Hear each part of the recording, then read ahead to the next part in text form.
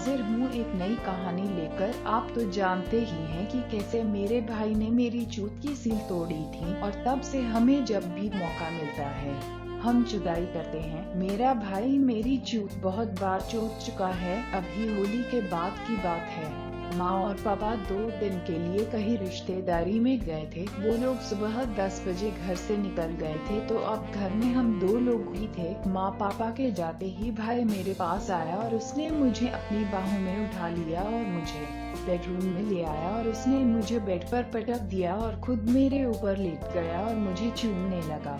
कभी मेरे होठों को चूसता तो कभी मेरे गालों को, कभी माथे को तो कभी गर्दन को। वो पागलों की तरह मुझे चूम रहा था। मेरी सांसें तेज हो चुकी थी। हमें डर तो किसी का था नहीं, क्योंकि घर पूरा खाली था। मेरी सिसकारी छूट रही थी और भाई मेरे दोनों निम्बों को दबा रहा था और मेरी आ आ आ हा की आवाज निकल रही थी। कई बार भाई ने इतनी तेज दूध दबाए कि मैं चीख पड़ी। मैंने भाई से कहा, इतनी तेज नहीं दबाओ, आराम से दबाओ ना लगती है। मैंने भाई से कहा, आराम से करो। अब हमारे पास 2 दिन हैं, खूब मजे करेंगे। हम दोनों बहुत खुश थे। भाई ने कहा, हमारे पास 2 दिन हैं और हम इन 2 दिनों में खुलकर जुदाई करेंगे। दीदी, मैं आपको सेक्स का नया मजा दूंगा, बस आप मेरा साथ लेना। मैंने भी हाँ में सर हिलाया। अब क्या था, उसने एक एक करके मेरे सारे कपड़े उतार दिए और जल्दी से अपने कपड़े भी उतार लिए। अब भाई मेरे दोनों निम्बों को चूस रहा था, कभी चूसता तो कभी दबाता।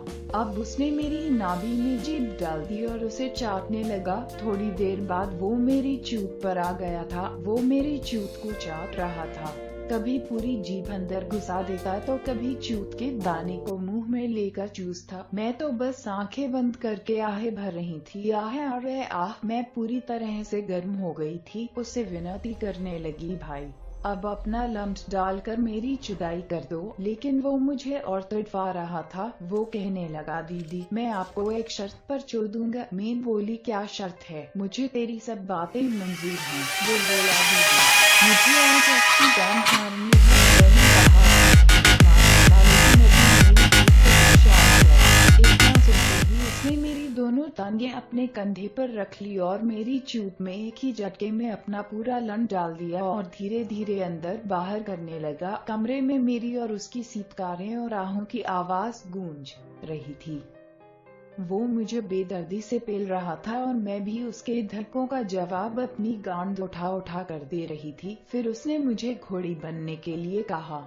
मैंने घोड़ी बनकर अपना सर नीचे झुका लिया। उसने मेरी चूत में अपना लन डाला। मुझे दर्द हो रहा था मगर मैं सह गई। दर्द कम होते ही फिर से धक्के जोर जोर से चालू हो गए। मैं तो पहले ही झड़ चुकी थी, अब वो भी झड़ने वाला था। उसने धक्के तेज कर दिए। अब तो मुझे ऐसा लग रहा था कि जैसे ही आज मेरी चूत फाड़ देगा। फिर एक सैलाब आया और उसका सारा माल मेरी चूत में बह गया। वो वैसे ही मेरे ऊपर गिर गया। मैं भी नीचे उल्टी ही लेट गई और वो मेरे ऊपर लेट गया। मेरी चूत में से उसका माल निकल रहा था। फिर उसने मुझे सीधा किया और मेरी चूत चाट चाट कर साफ कर दी। हम दोनों थक चुके थे और भूख भी लग चुकी थी। फिर मैं नंगी ही रसोई में गई और कुछ खाने के लिए लेकर आई।